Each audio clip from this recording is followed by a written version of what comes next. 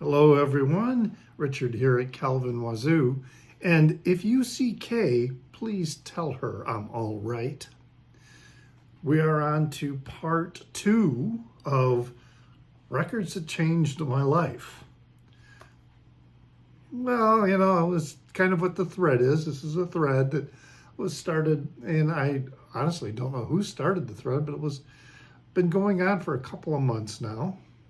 In part 1, I covered the most influential records that guided my musical taste and how I listened to all types of genres of music, starting with, early childhood, elementary years, then going into junior high school and then high school. So here in part 2, I'm going to start off with my college years and then different sections of my life or periods of my life post-college.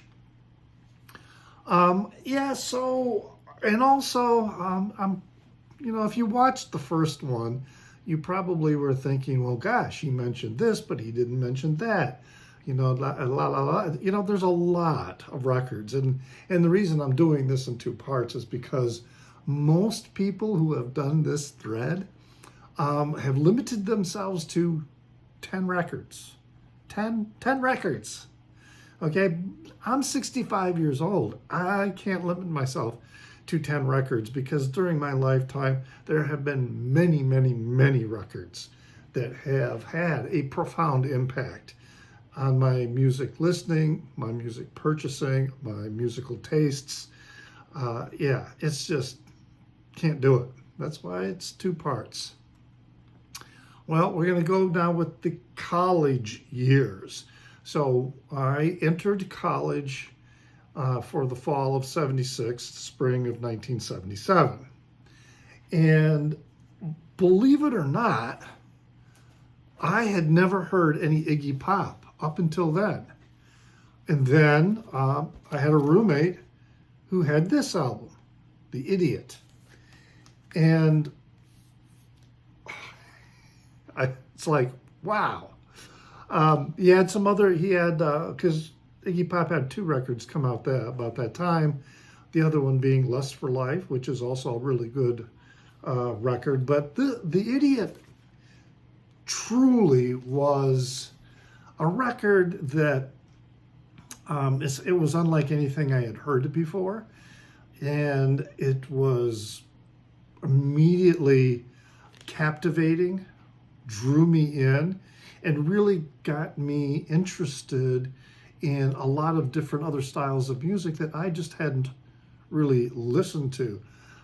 76 and 77, we're just approaching the edge of punk really coming on strongly, and then followed by new wave kind of material, which was like punk, but not as aggressive, I guess, as you might say. But anyway, Iggy Pop, The Idiot. I'd like to get another copy. This is a 4 Men with Beards release, which in comparison to other releases by this label is a lot better sounding than you might think. But I do need to get a different pressing of The Idiot. Then later, in 1980? So this is, I started college at Western Michigan University, went there for 2 years. Then I transferred to the University of Arizona in Tucson. And while I was exposed to a lot of music, during the years at Western Michigan University, and a lot of really, really great music, there wasn't anything that fundamentally shifted me in any way. Just there was a lot of really great stuff, no doubt about that. But when I was in Tucson, punk was really coming on strong, and The Clash, this album came out, and I was looking at this album cover and I'm like, God, what is this?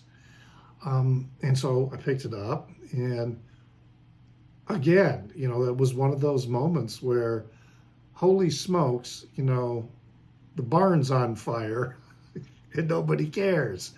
It's like, wow, this is to this day an incredible album. Not only was it an album that profoundly affected me, it remains one of my favorite albums of the era altogether, and also my favorite Clash album. It's just, for a double album, it is solid all the way through. Never a dull moment. You know, really great record.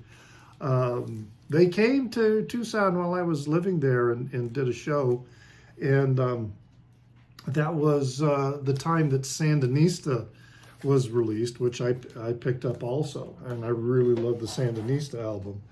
But that one, London Calling, just it was just a major shift, and then also opened so many other doors that, you know, I knew about punk, and I knew about some hardcore punk too, because living in Tucson, we were close enough to LA that we were getting bands like X coming in. We were getting bands like the Alley Cats coming in. You know, so there were these other acts that were coming in and playing in Tucson. So I was definitely aware of them.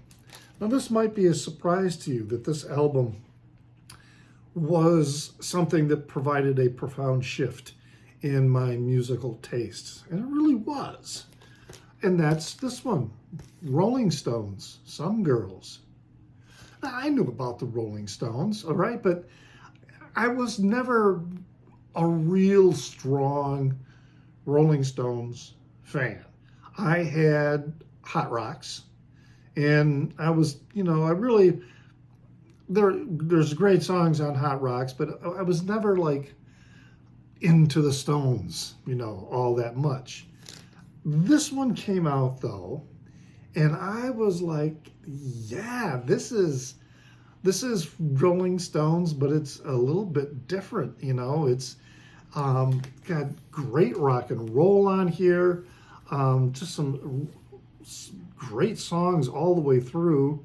And also, this was a record that toured. When they were touring, they came to Tucson. They played the Civic Center in Tucson, and I went to that show.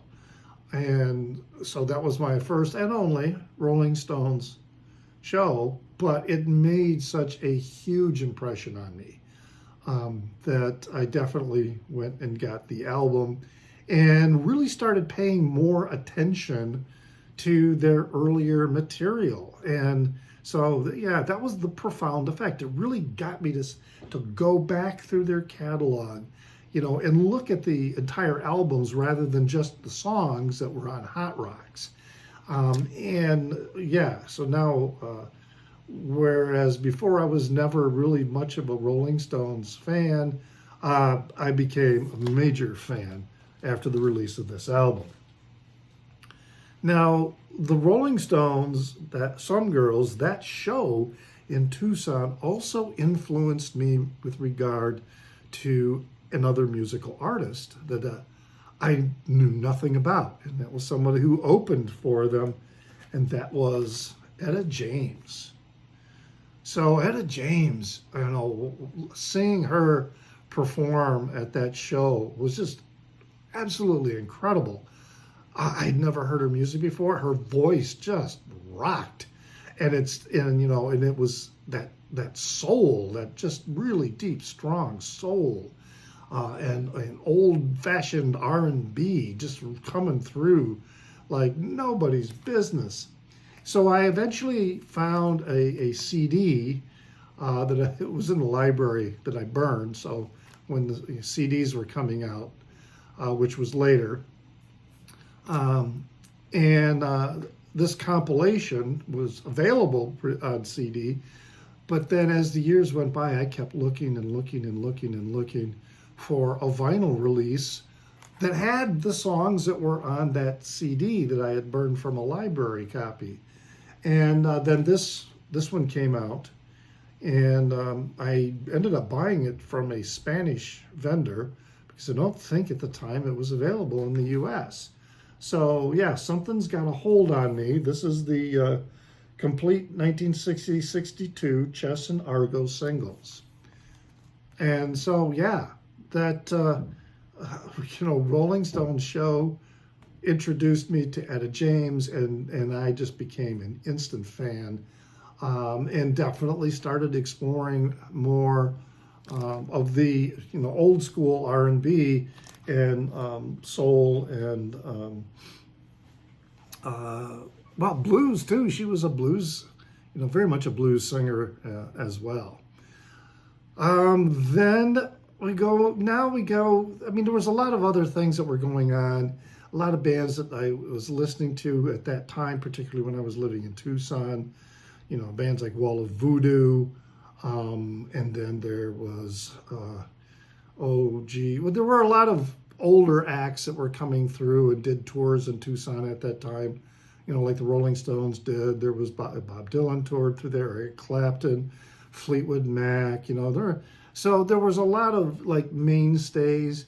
There was some really intriguing and interesting new wave music. I mean, with one-hit wonders, a lot of one-hit wonders. There was Men Without Hats and the Safety Dance. The Police, definitely they were making their debut, and they made a huge impression on me. But none of these other musical artists had that kind of impact I'm talking about that occurred with the ones that I've been showing.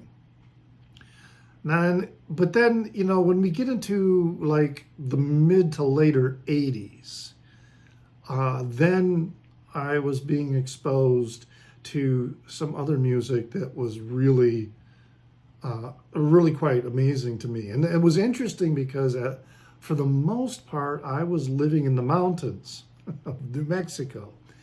Didn't have a lot of access to radio, didn't have a lot of access to record stores. So I wasn't buying a lot of records, a lot of CDs, still buying cassettes. But then this record was released. Cowboy Junkies, the Trinity session. And I was blown away. Margot Timmons' voice is just so absolutely luscious. It is just it's scrumptious. It's that kind of a voice. And the lack of intensity is so intense with this recording that it just so blew my mind. Made me an instant fan of Cowboy Junkies. They come through Chicago quite a bit, but I haven't been to one of their shows yet.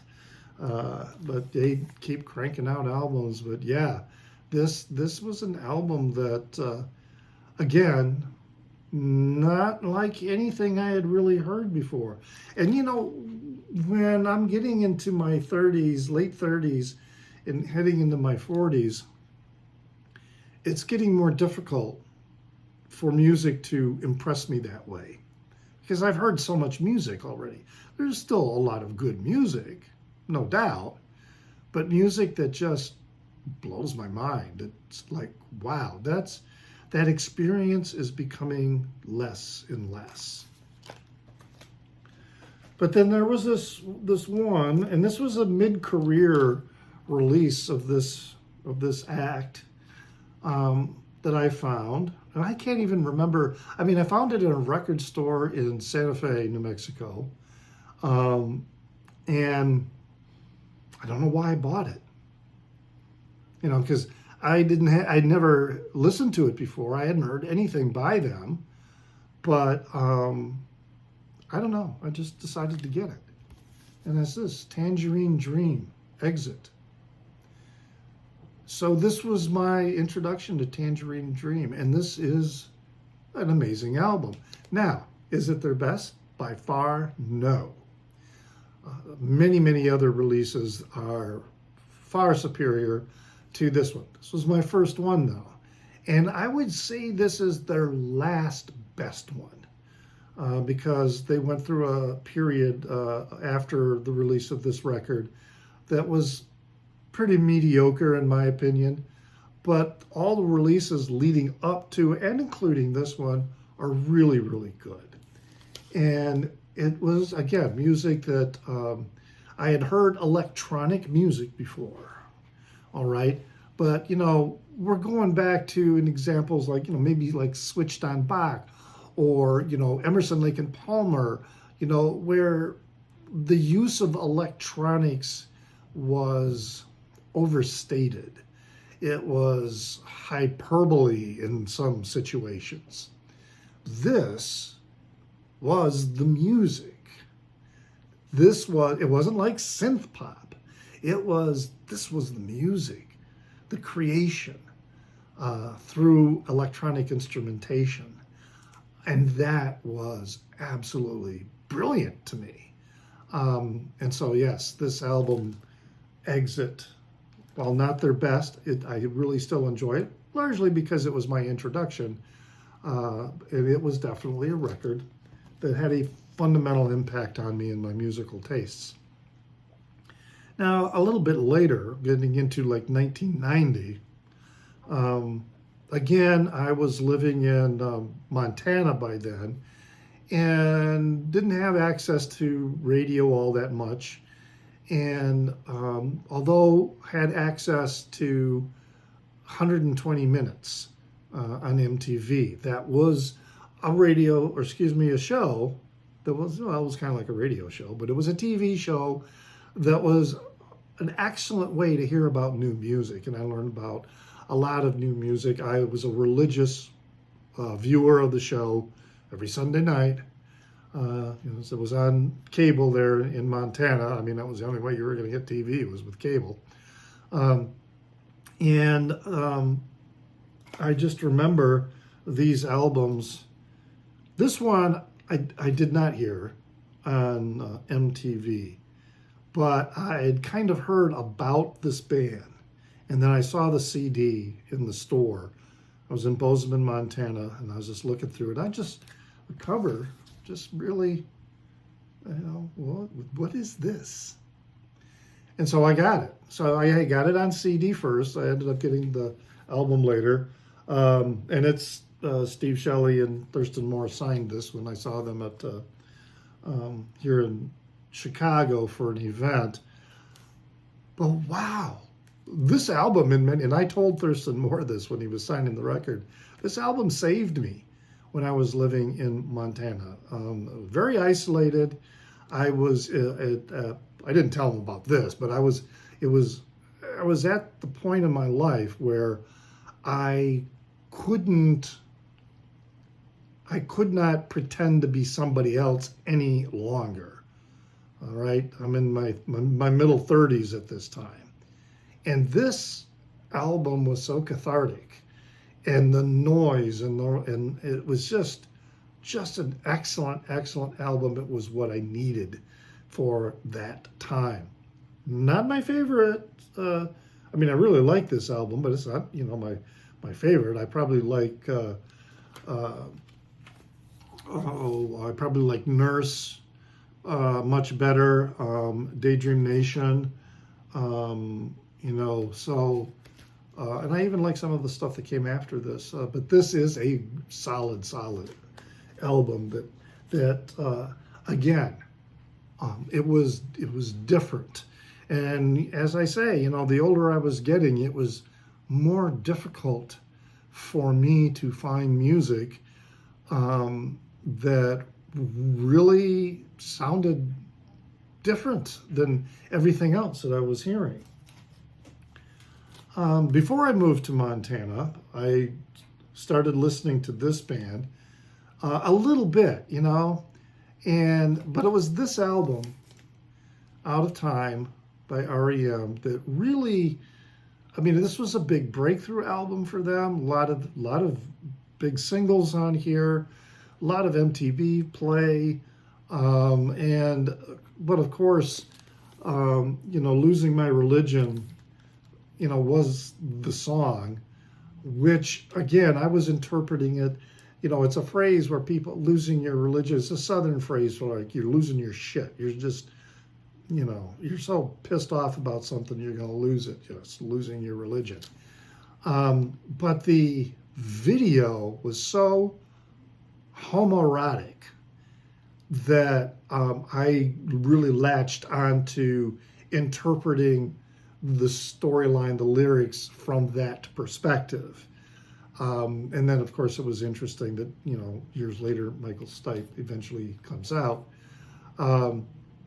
But yeah, this, again, not my favorite album of R.E.M's. At the time, it was. But since then, many albums, and plus, I really hadn't explored their earlier catalog, and I went back and explored the earlier releases and much more in depth. But this one, again, it was that, I guess what kind of put me off a little bit at first as I just heard that kind of jangle pop. But then, the more I started listening to this, and then I started listening to their other releases, I realized there was a lot more here. There was some really intelligent songwriting going on. And so, yes, R.E.M. is one that of those records that did that. Now, in much later years, then, now I'm, back in the Midwest and been working in journalism. And then, I'm 65 now, and it's like, yeah, it gets really difficult to find music that really makes you stand up and go, wow, this is different, this is interesting. I mean, that's an important factor in music for me now. Is it interesting? The sound, does it sound good? Is it a fun song? That might have been an important when everything was new, when I was in my teens and in my 20s.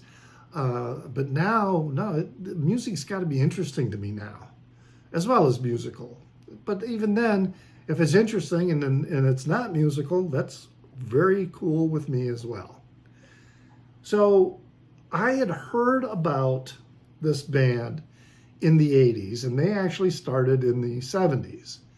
And they're still going strong. But I never listened to them.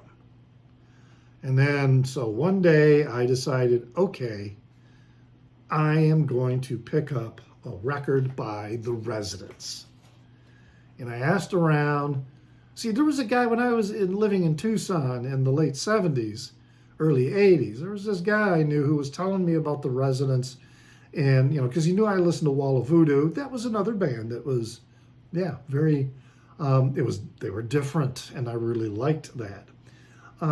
So he was encouraging me to listen to The Residents, but I never followed up on that.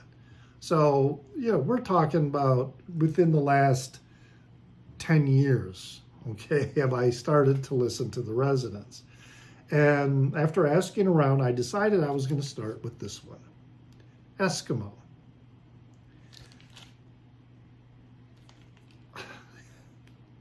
Wow, it is, again, one of those records that, number one, I'm a huge Residents fan now. I've got quite a few Residents releases in my collection. And I will very unlikely be a completist and get everything they ever released because their catalog is huge and very, very niche-like. But this one, again, is so different, not necessarily musical, but so captivating. It just draws you in, and it's just so weird that it's good. And it is probably maybe my favorite Residents album, but it certainly was an album that qualifies as something that really made me sit up and take notice and reassess my perspective on music. Just wonderful, wonderful stuff. Now, this other one is kind of a retro deal. I was dating somebody when I went after I had moved back to Michigan, and he played some songs by this jazz singer from way bygone days, and that's Billie Holiday. So yeah, this is Billie Holiday is her voice, her style of singing, her own personal story, just everything about her is something that it presses all my buttons, for good music, for what I feel is good music. And so this is the Verve recordings from 1952 to 54, and a lot of excellent songs. Before I got this, again, it was a lot of CDs that I initially got because you couldn't necessarily find them in many stores unless maybe you were in a big city, and I wasn't living in big cities. But libraries were a great place where you could check out CDs, and then I would burn copies of them. And when I would find a record of something that I had burned, then I would buy that. And it took me a while before I found a copy of a compilation of Billie Holiday songs that matched what I was listening to on that CD. Kind of like what I was talking about with Patsy Cline before. It was really difficult to find a compilation that matched what I was listening to on CD. Same thing here with this Billie Holiday release. Just excellent, excellent material.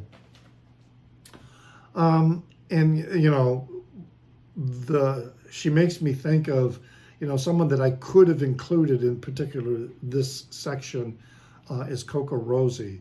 That's another, and I just recently did a video that talked about CocoRosie, so you should check that out. But yeah, they're another one that qualifies. And Anthony Haggerty, also now known as Ahone. Yeah, just amazing records I could have included.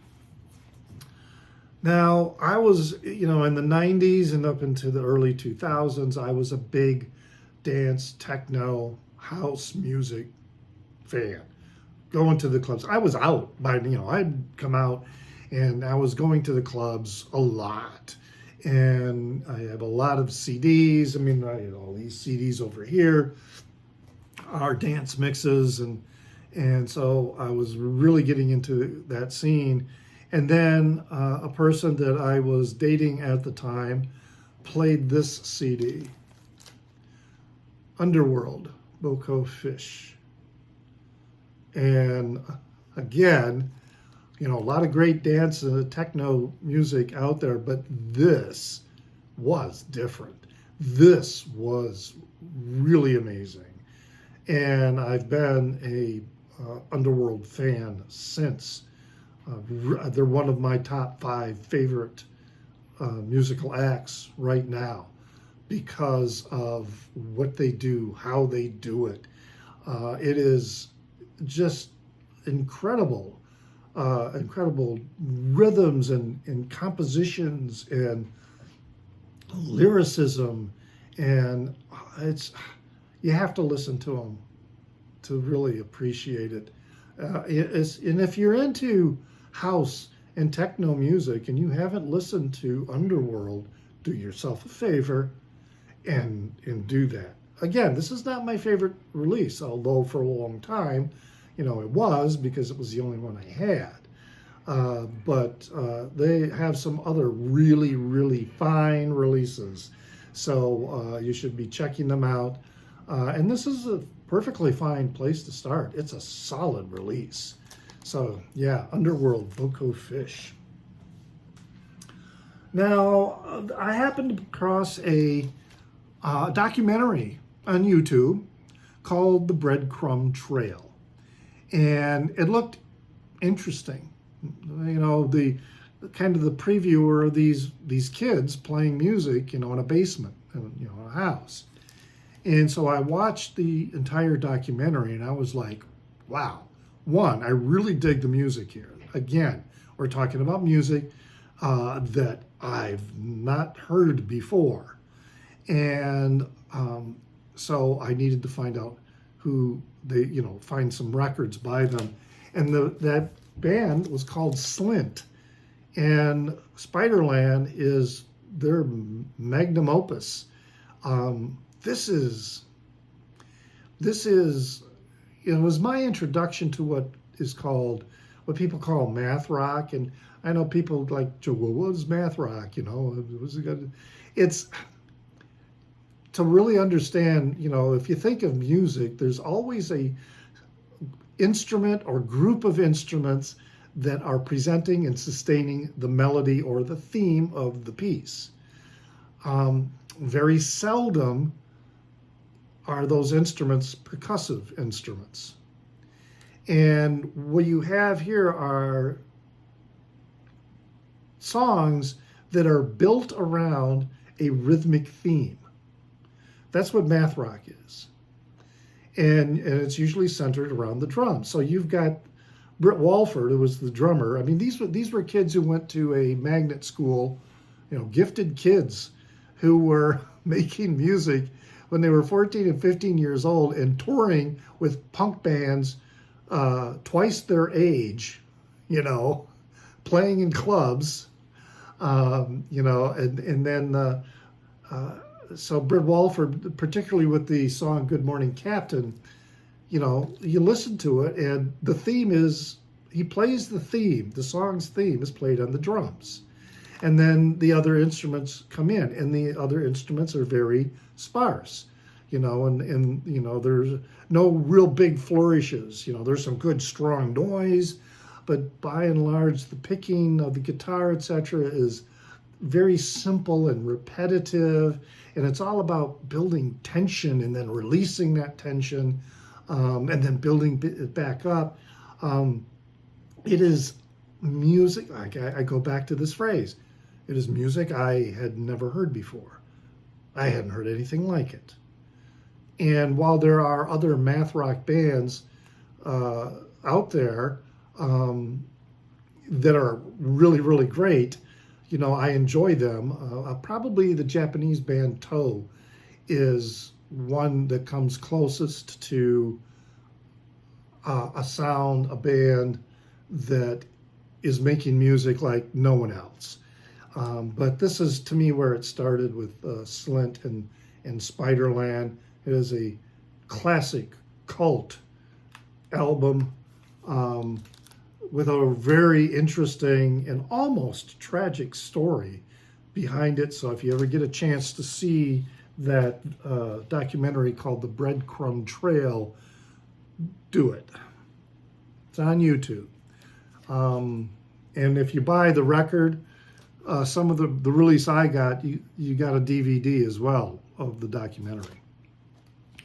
All right, getting near the end here. And again, I've got more than 30 minutes into this video. Another band that music I'd never heard like anything before. And I'm trying to think, okay, why did I start listening to this band? Why did I start? Oh, it was a video. Yeah, it was a video on YouTube. The band is Car Seat Headrest. And Will Toledo was playing an acoustic set in some record store or whatever. He's playing the song Maud Gone. And it was,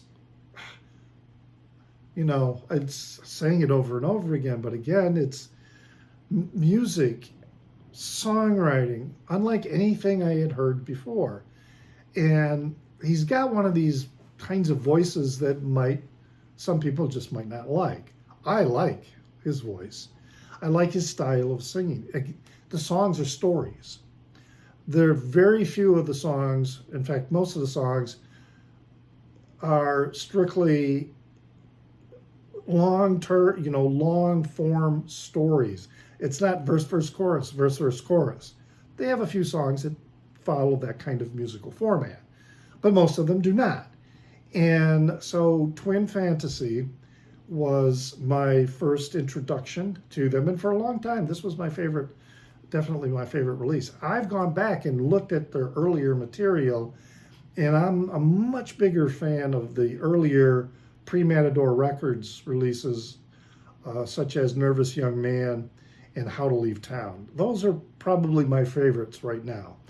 But all the Matador material that's been released now is really, really excellent.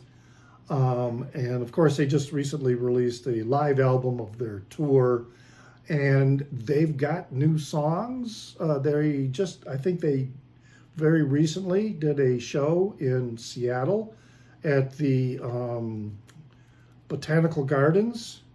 So they've been working on some new stuff, and some a new record might come out. I don't know if it'll be this year, but yeah, it's just one of those, again, it fits that bill. This is music that is unlike anything else that I've heard before. And it's, car seat headrest fans really hate it when I say this, but it is pop music in some respects. It's alternative rock for sure. But Will Toledo employs these very, very good hooks in a lot of the songs. And so there is a pop element to it, but it is a very sophisticated, in my opinion, very sophisticated songwriting and use of the pop hooks that he employs. Anyway, I'm going on too long about this, but yeah, Twin Fantasy, great record. And then the final one is one that I have to thank Stunty for. He's pointed me in the direction of quite a few different records in the electronic and experimental realm, and which I've enjoyed tremendously, again, because it represents music that I've not ever heard before.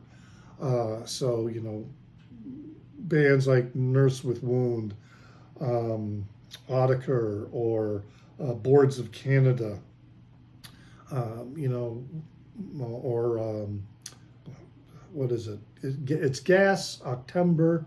I can't remember if October is the band, or Gas is the record, or Gas is the record and October is the band. I can't remember. And then Loop. Loop is fantastic. But this is one that, ticked off everything in terms of music that made me sit down and go, listen, and my reaction is, wow, okay, this 65-year-old is like hearing something brand new. And this is the first record of Coil's that I picked up. This is Music to Play in the Dark 2. And now I have quite a few of their records. Again, this is not my favorite Coil record. This is my introduction, but it was a solid introduction. Love what they do, and what they did. It was a band of two gay partners putting this music together. They're from England, and we're from England. They're both dead now, and their music is filled with gay references, and many of their album covers also include gay references in the art of the artwork of the cover. But it's just fantastic. To me, it's just really fantastic music. Music that makes you sit up and go, wow, what did I just listen to? I got to listen to it again, And for me, at my age, that doesn't happen often. And when it does happen often, when it does happen, it's really quite a special experience. So there you go. Almost 40 minutes here. Check me out on Instagram. You can find me there as NewsDude76. That's NEWZDUDE76. I have a Facebook page called CocoRosie where I post my videos from here, but also other content related to music, including videos or articles. Leave a comment in the Down Under. Please hit the like button. You can subscribe if you want, but it's more important to hit that like button because it does help with distribution of the content. And oh, yeah, leave a comment down under. Did I say that? I'm going to say it again, all right? Because I do enjoy getting comments from folks about your reactions to some of the choices or others that it makes you think about. But always remember to pray for the people inside your head, for they won't be there when you're dead.